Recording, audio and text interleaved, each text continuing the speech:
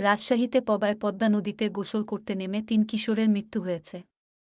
আজ মঙ্গলবার দুপুরে উপজেলার কাটাখালী পৌরসভার শ্যামপুর এলাকায় এ দুর্ঘটনা ঘটে। এ নিয়ে গত ৯ দিনে রাজশাহীতে পদ্মা নদীতে ডুবে ৯ জনের মৃত্যু হল। তাদের মধ্যে একজন শুধু মাছ ধরতে গিয়ে নৌকাডুবিতে মারা গেছেন। অন্যরা সবাই গোসল করতে নেমে ডুবে মারা গেছেন। আজ দুপুরে যে ৩ শিশু মারা গেছে তারা হল কাটাখালী পৌরসভার ৫ নম্বর বাখরাবাজ মহল্লার মো। রেন্টুর ছেলে যুবরাজ ১-২, নূর ইসলামের ছেলে নুরুজ্জামান ১-৪ ও মো।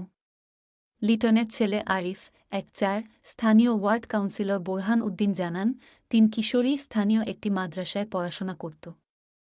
তারা ৭ বন্ধু একসঙ্গে আজ দুপুরের দিকে পদ্মা নদীতে গোসল করতে নামে।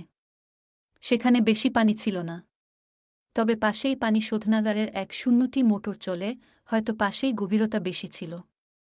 সেটা ওরা আন্দাজ করতে পারেনি। বোরহান উদ্দিন জানান, ঘটনাস্থলেই দুজনের মৃত্যু হয়।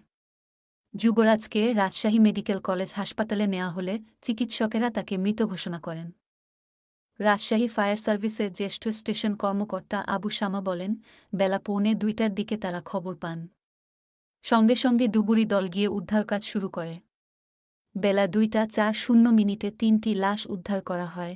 এর আগে গত রোববার মারা যাওয়া দুজন হল রাজশাহী নগরের সায়েরগাছা এলাকার বাবু হোসেনের ছেলে বাপ্পি হোসেন ১-৬ এবং একই এলাকার শাহীন হোসেনের ছেলে মনির হোসেন ২-০।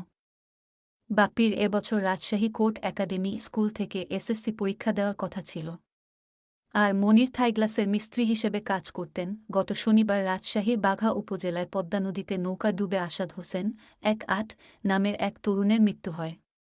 গত শুক্রবার ১-৯ এপ্রিল বাঘায় পদ্মা নদীতে গোসল করতে গিয়ে এক শিশু এবং ১-৪ এপ্রিল ২ শিশু মারা যায়।